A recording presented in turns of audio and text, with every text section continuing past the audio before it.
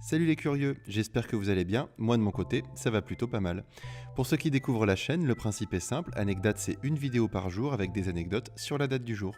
Alors si je vous dis droit des femmes, vous vous dites oh là, ça va être un sujet compliqué, pas forcément fun. Bah justement, il y a pas mal d'anecdotes insolites et plutôt sympas à raconter là-dessus. Le 19 septembre 1893, la Nouvelle-Zélande est le premier pays au monde à accorder le droit de vote aux femmes. On va donc parcourir ensemble des anecdotes insolites du monde entier sur les droits des femmes, et vous allez voir que nous, les hommes, on ne manque pas d'imagination pour leur compliquer la vie. Allez, c'est parti.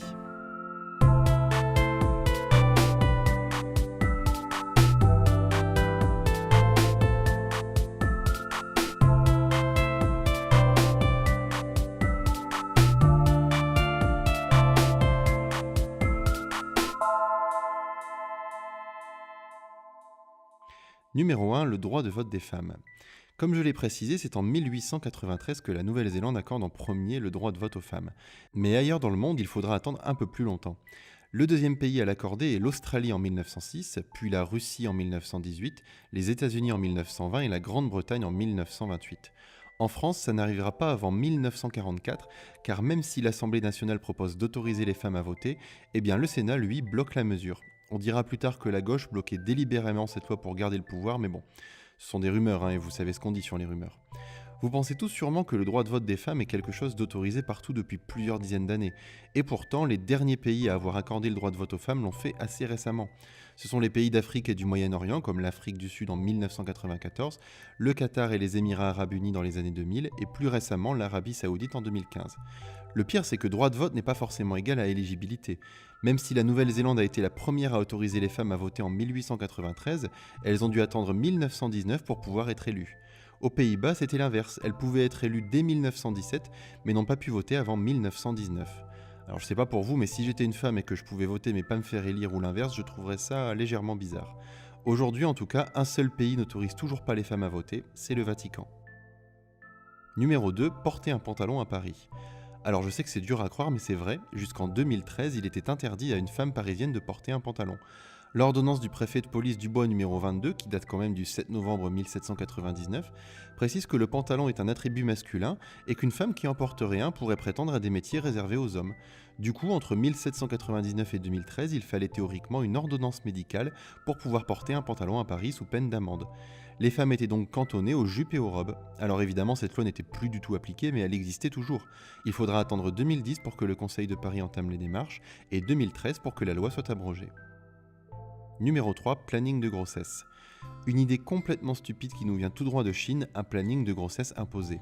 Vous connaissez tous la situation en Chine, la politique de l'enfant unique, etc. Mais ça pousse parfois les entreprises à complètement dépasser les bornes. Tout se passe dans une banque de la ville de Jiaozhou, dans la province du Henan. Alors oui, je suis très doué pour prononcer des mots étrangers, vous avez vu. Bref. Le directeur de cette banque a fait passer une note de service dans laquelle il précise qu'il est interdit aux employés de tomber enceinte sans accord préalable de la direction et inscription au planning. Pour s'inscrire à ce planning, il faut être marié et travailler depuis plus d'un an dans l'entreprise. Et attendez, ça permet seulement de tenter de s'inscrire au planning. Au final, c'est la direction qui décide de qui tombe enceinte et à quel moment. En cas de désobéissance, non seulement l'employé en question dira adieu à toute prime et promotion, mais en plus elle chopera une amende de 148 euros. Sachant que le revenu moyen en Chine est de 500 euros par mois, imaginez un peu ce que ça représente.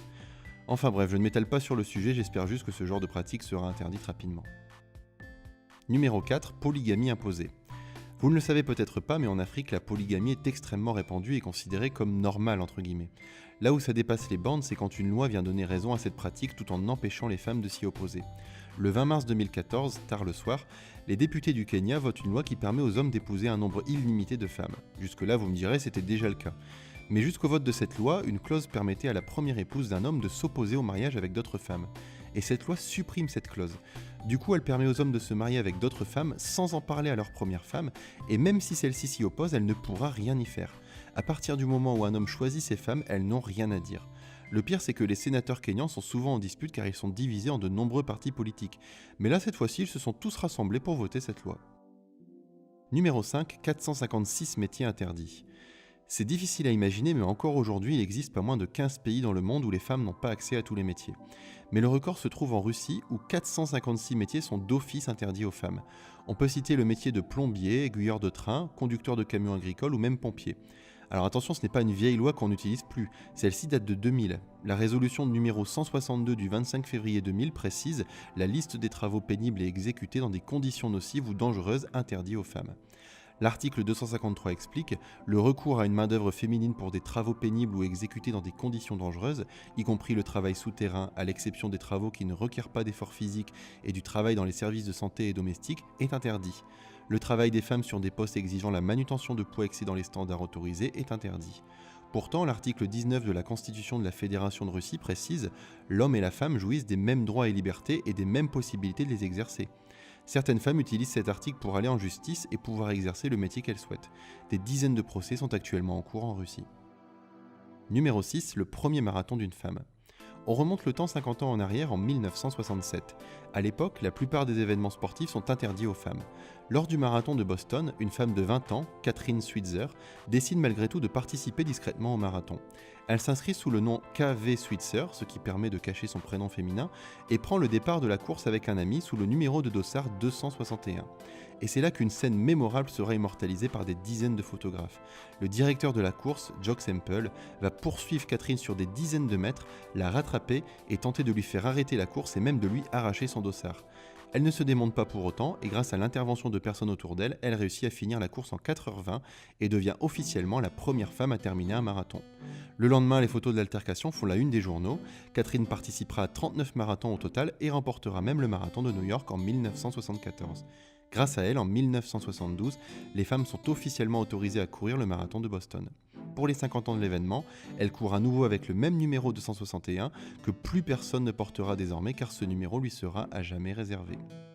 C'est tout pour aujourd'hui les curieux, je vous dis à demain pour une nouvelle vidéo, d'ici là portez-vous bien et n'oubliez pas, chaque jour est une découverte.